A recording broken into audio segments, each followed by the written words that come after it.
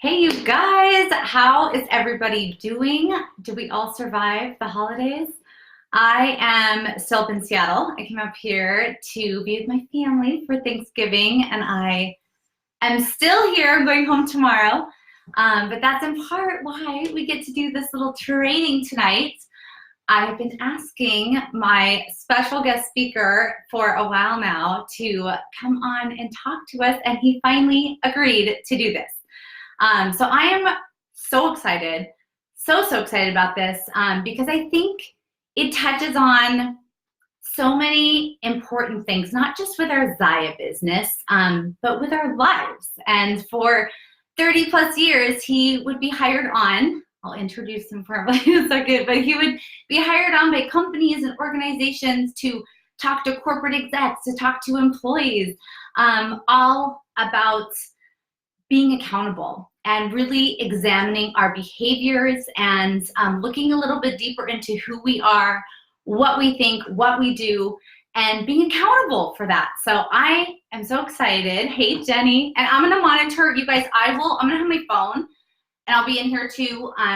We're in his home office here, but I'll monitor the comments. So if you guys have comments or questions so that he doesn't have to scroll through here, I'll kind of monitor him and I can interrupt if we need to. But come on up here, Dad. I wanted to introduce you to my dad. This is my dad. Here, I'll put this up. Shelley, and he, like I said, has finally agreed to come talk to us. I'm like, we love this. Like, we eat this stuff up. We want personal development, things that, make us better as people, make our businesses stronger. So thanks for doing this. I'm gonna sit here and you can start. Hi, everybody. I'm really glad you're here. And I must admit that I am, and have been for some time now, very impressed with all of the opportunities that I see that Zaya has offered to Chrissy, and that I know are reflected in the opportunities that Zaya presents to all of you. So I'm very pleased and very proud to be part of this. So what we're going to do today is I am very simply, in about 30 minutes, going to try and cover touch on about 3 days worth of information, and you can do with it as you wish. But what I would like to do is to really challenge all of our thinking about our behaviors and look at how those behaviors that we have, our actions, help us accomplish whatever it is we want to do. So I'm going to start with asking you all to stand up. Stand up. Look, there's nobody watching. It's okay. Stand up. I'm going to ask you to do something. I'll do it with you. It's not going to be painful at all. But what I'd like you to do is put one arm up in the air. Doesn't matter which arm. Now put that arm down to your side. Do it again. Up and down. One more time. I think you got it. All right. Nice job. Okay. Now with the other arm, I want you to go up. I want you to put it out in front of you. And now put it down at your side. Okay, again, up and out and down. I think you got it. Now all I'm going to ask you to do is put those two things together. Go ahead. Just try. Just do them at the same time.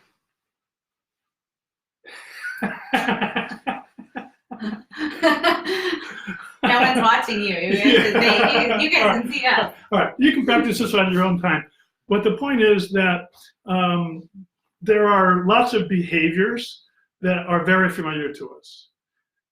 And sometimes those familiar behaviors kind of contrast with one another. And that's really what I want us to look at today, is the behaviors that we do that seem automatic, that seem simple and straightforward to us, and see how, when they are juxtaposition, if they're doing what it is we want to do. But more than that, I want you just to play. This is just a game. I want you to play with the ideas that I'm putting out there. Now, I'm not asking you to agree with me. I'm asking you just to consider the thoughts I put out there. In the test, my challenge in my life is living up to my own words. So with that, let's move ahead. The first concept or idea that I'd like us to consider is the word power. Now, I have my own definition for that, and I'm sure there are lots of definitions that you would all come up with, but for the sake of this conversation, I'm going to define power very simply as my ability to get things done. When I get things done, I have a certain amount of power in my life. And there's different kinds of power. There's organizational power. Now, you can define your organization any way that you wish as well. Perhaps your organization is your downline. Perhaps your organization is your family. It could be a committee you serve on, something, a social thing, something you do in church, but an organization. There's another kind of power, and that's personal power. Now, our ability to get things done, whether it's in an organization or in our personal lives, in my opinion, involve the same kinds of activities, same kinds of concepts, same kinds of thinking. So when you define power as you need to, there is a big question that I think overarches this whole notion of being able to get things done, and that is this. Am I able to do all the things that I want to get done by myself? Now, if the answer is, yeah, I can do it all myself, and just sign off, we're done. You don't need to play with the ideas a whole lot more. But I think generally, my conclusion is I can't get things done in my life alone. I need people around me. I need a team. I need an organization, however I choose to define that. But I don't know that I can get anything done by myself. It always involves other people. So the idea of getting things done by defining the things that are accomplished in terms of behavior. I mean, those are just actions. I get things done via the actions that I have. Actions, behaviors are measurable. I either do them or I don't. It's a 1 or a 0. It's black or it's white. I get it done or I don't. So I think it's really worthwhile looking at a behavior, a series of behaviors, and looking at where I learn my behaviors. Where do they come from? By the way, what drives the behavior in me is likely going to drive the behaviors in other people as well. So one of the models that I think is worth examining as it affects us, and I freely admit that it does affect me, but I think it affects everybody. I think that one of the most compelling models that is at work, models of behavior, that is at work in our society, is that we want to be associated with winning. Now, winning is kind of a loaded word because by definition, we often identify winning at the expense of somebody else. I don't win unless somebody loses. And, you know, we live in our society this way. Sunday mornings or Saturday mornings, whenever your favorite football team comes on, how do we measure, you know, the winner? Well, somebody's got to lose. This idea of winning at the expense of somebody else is a very dominant behavior, model for behavior in our world. Sometimes it defines how it is I relate to the world.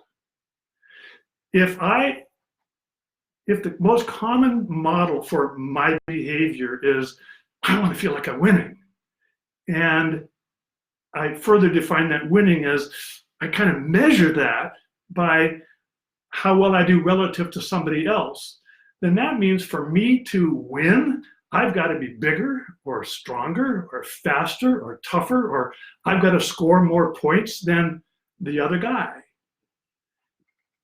Now, that's not necessarily a bad thing, but I think it's worth examining when we're talking about how that model of behavior creeps into our interpersonal behaviors.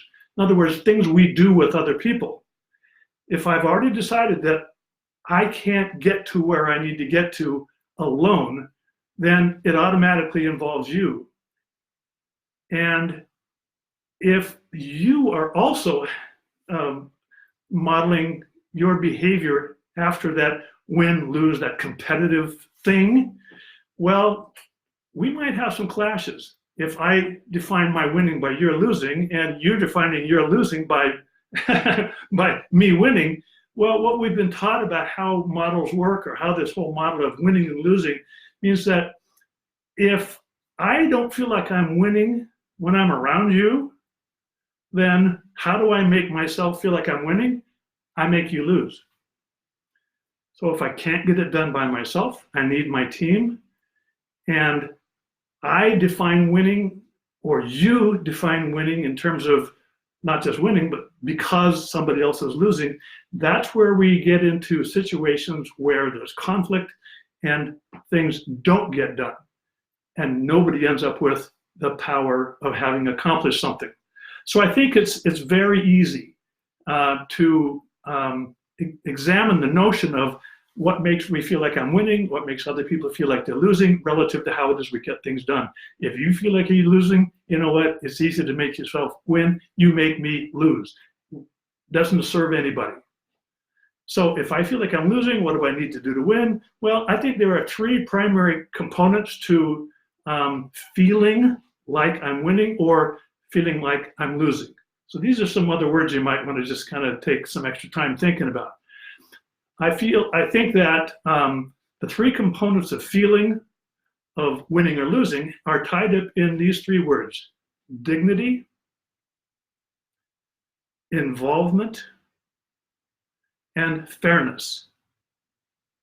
If I subscribe to this win-lose definition of power, if I let someone affect my sense of dignity, if I feel good about myself only when you feel good about me, then when I'm around you and my sense of dignity isn't intact, I can make you lose by affecting or attempting to affect your sense of dignity. You're not as good as, I'm better than, and it manifests itself in behaviors in very subtle ways. Involvement. If something affects me, but I am not involved with it, it's easy to make you lose. I sabotage what you're doing. If something isn't fair to me, then I perceive myself as a victim. If I'm losing or feel like I'm losing when I'm around you, then I try to make you the victim. Dignity, involvement, and fairness. So if I want to win, and it involves you, perhaps my strategy around that is to consider how it is that I help other people maintain their sense of dignity, how I assist them in feeling like they are involved and that it's fair to them.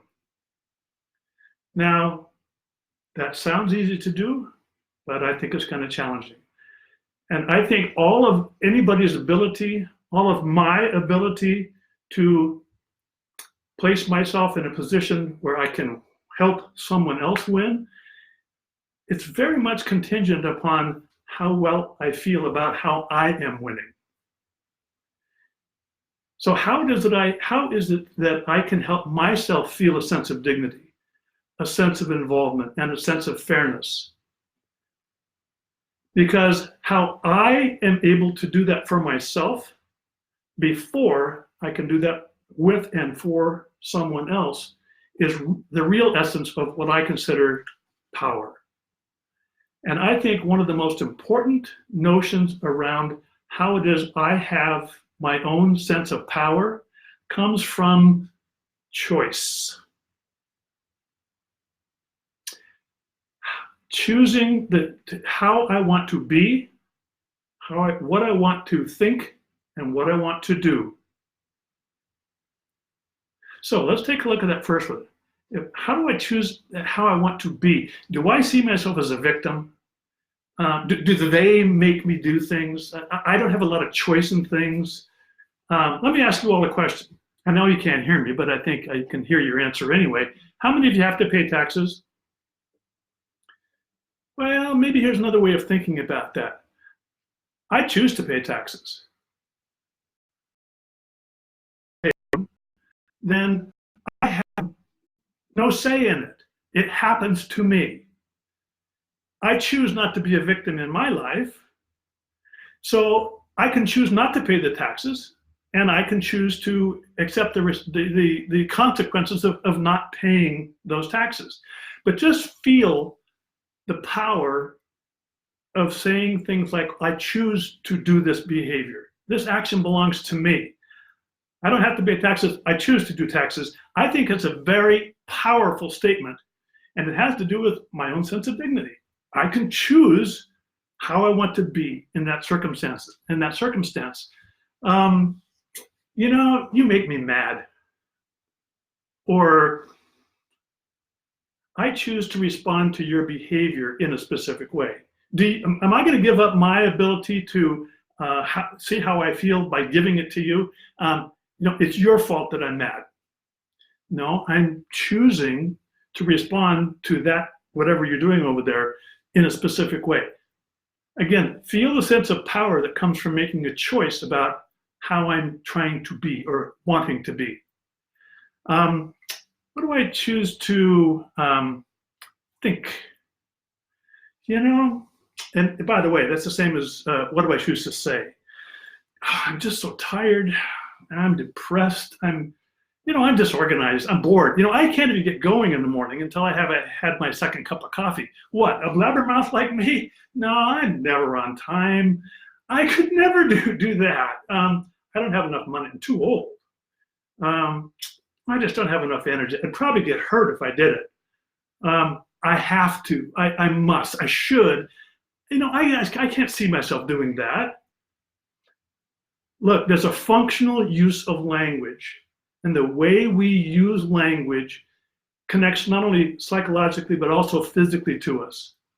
So I think part of this idea of choosing how I want to be and think and do is very much wrapped up in the language that I choose. By the way, please don't think about a warm, cute puppy. Oh, and by the way, don't think about a brown basketball. All right? What I say can create images in my mind or in someone else's mind.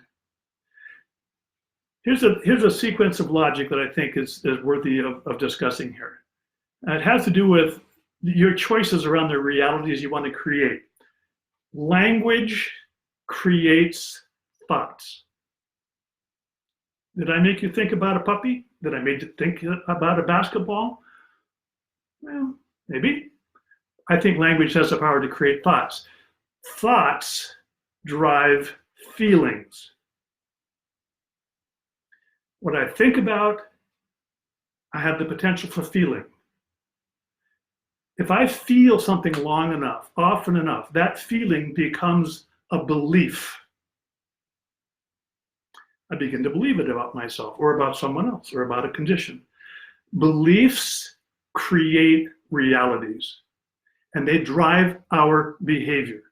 Let me go through that again with an example. Language creates thoughts. I'm really good at what I do. Thoughts drive feelings. I'm really good at what I do. I feel confident. Language creates thoughts. Thoughts drive feelings. Feelings become beliefs. I'm a confident person. I'm really good at what I do. I have confidence. I am a confident person. Language creates thoughts. Thoughts drive feelings. Feelings become beliefs. Beliefs create realities and drive behavior. I'm really good at what I do. I'm confident. I'm a confident person. I perform confidently. In fact, it's not like me to not be confident. So when we choose to develop certain attributes about ourselves and as we think about our behavior, I think a very significant piece of that is choosing the language that I want to use, that I want to think about, because there's just this connection between what I am, what I think, and what I do, and the language that I choose. So, what do I choose to do? Well, do I choose to be to act like a happy person, or do I choose to act like an unhappy person? Do I choose to be in love or be out of love? Do I choose to act enthusiastically, or do I choose to act unenthusiastically? Do I choose to be frustrated, Or do I choose to be peaceful? Do I choose to be kind of emotionally out of control or emotionally in control? Do I choose to be relaxed? Do I choose to act in an uptight fashion? Well, then there's this thing called the if-onlys. Well, I would do those things. I would be more relaxed. I would be more in love. I'd be happier. I'd be more enthusiastic. If only, you know, if only you didn't make me mad, or if the conditions outside of me were different. So I would be more relaxed or productive or assertive or friendly or optimistic or hopeful, or I'd spend more time with my kids, or I'd do the things that are really important to me, if only. Check yourself if you're living in the if onlys that are out there. Okay? If only I had this, then I would. Well, then why aren't you? Why aren't I? I see people arguing for their limitations. What I mean by that is, if I attribute something to them, in a situation where maybe patience is required, I may rely on somebody who is generally a pretty patient person. Look, you can handle it. You're patient. What oftentimes get back is, no, I'm not. I don't want to be patient right now. Well, okay, how's that working for you in terms of what it is you want to accomplish? So another thing that I can do is I can look for when I live in the if-onlys, and if I'm arguing for my limitations.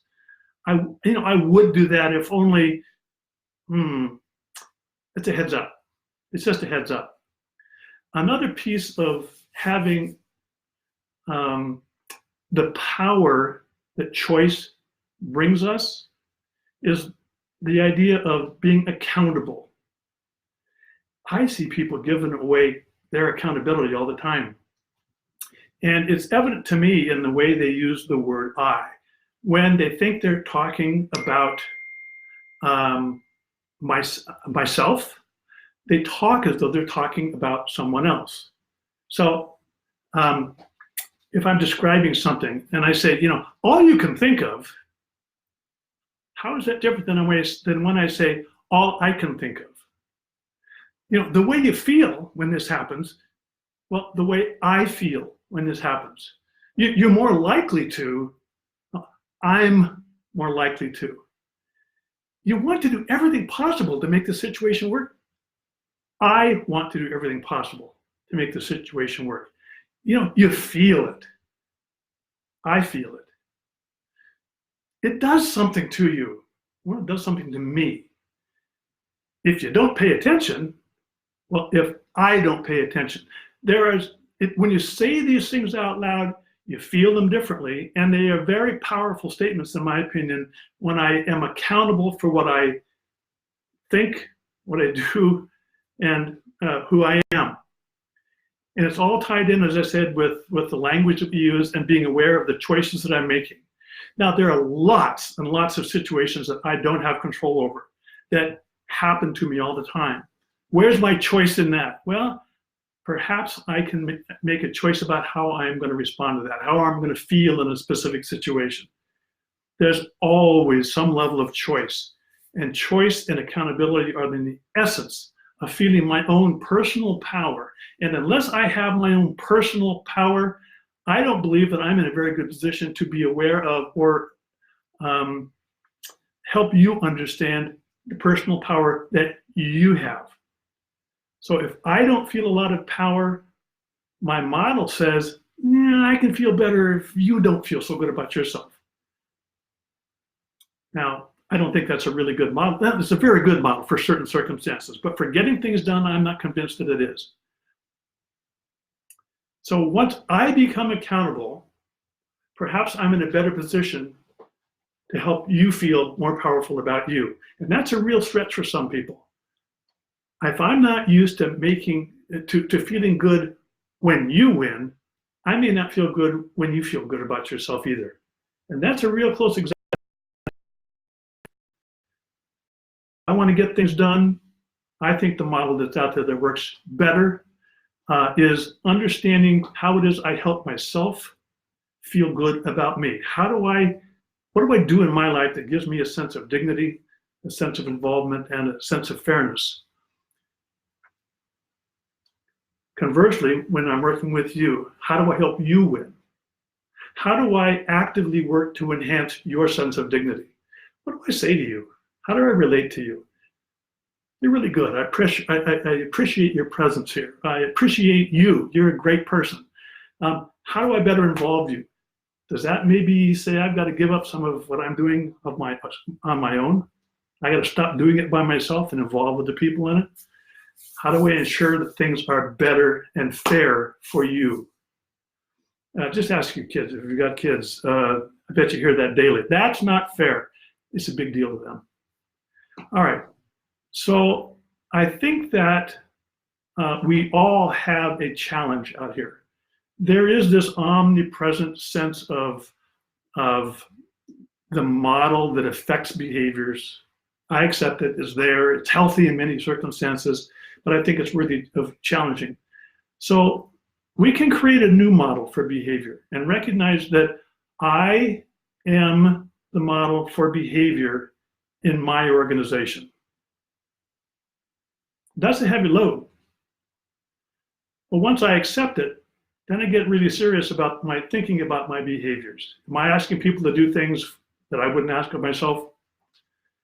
All right, look, you are going to give me whatever it is you have to give me. I am going to give you whatever it is I have to give to you. If I don't have it, I can't give it. So if I'm happy, I'm going to give that to you. If I'm unhappy, I'm going to give that to you as well. If I find joy in life, I'm going to give you my smile. If I truly am enthusiastic, I'll give you my energy. If I have a different model of behavior for me, that I can then recognize that I model for you, we've created a new model. And it's that model of behavior that I said I challenge us with to really look at in terms of how it is we get things done. What model of behavior are we really looking at? We can define our own model. We can be affected by other people's models. I choose to say, hey, I'm the model for behavior in my organization. So I'm gonna close with thinking of yourself as a domino. And you all know what happens when you line dominoes up and you knock one over. You get the domino effect. When I become the model for behavior and I feel like my sense of self can affect, if I define my sense of self by applying ideas around choice and accountability, I believe we're all going to be in a better position to pass that on to somebody else. If you feel that, you will pass it on. And I challenge you to pass on that. Let that domino of you, the good stuff in you, fall into somebody else. They will learn that good stuff and they'll pass it on to somebody else. I think we have the opportunity to employ and take advantage of, frankly, a different kind of model for our behavior. One that says, I can't win unless you win. Dignity, involvement, and fairness. There's my 30 minutes in 3 days in about 30 minutes. So again, I very much appreciate the opportunity to be with you. And Chrissy, thank you for inviting me here. And we'll respond to questions that come up if you'd like. We'll be online for a couple more minutes or maybe, I don't know. Yes, I'll go through. There's mostly just comments that I'll read to you. If you guys have any questions for him right now, post them here and I will read them. You guys, not only does he correct my grammar, but he also corrects it when I say things like you know, this makes you feel like this, you know. He's like, say that again. That's what I'm saying. You fix it and you make me say, what'd you say? I feel like this. I'm gonna have to go through. I just wrote in like the description here and it says choosing ownership for who you are, what you think. I will go through this and I will change it to what I am, what I think, and what I do. Okay, we'll change it. Success. All right, you guys. Well, I don't see any questions. I will read all the comments too, but thank you so much. Seriously, so much of this applies to, I mean, this is a leadership training, but so much of this in our lives, what we put out there, what we project, it's so huge in our teams as we grow this business and we grow our teams. The energy we put out, it affects the entire organization, our entire team, our entire business. Who are you talking about? Oh, it's hard. It's really, really hard to do. It honestly is hard. Wait, try saying it's really easy to do. See, that's what I have to deal with. That's what I have to deal with. And then I'll say, I'll use my grammar incorrectly as well. It's just a big old show. Ellie, oh, that was from earlier. I'm catching up. I think they're faster here. Okay, I'll read them to you. But I love it. Thank you so much. Thank you guys for being here. Thanks, everybody. I'll talk to you guys soon. Bye. Bye.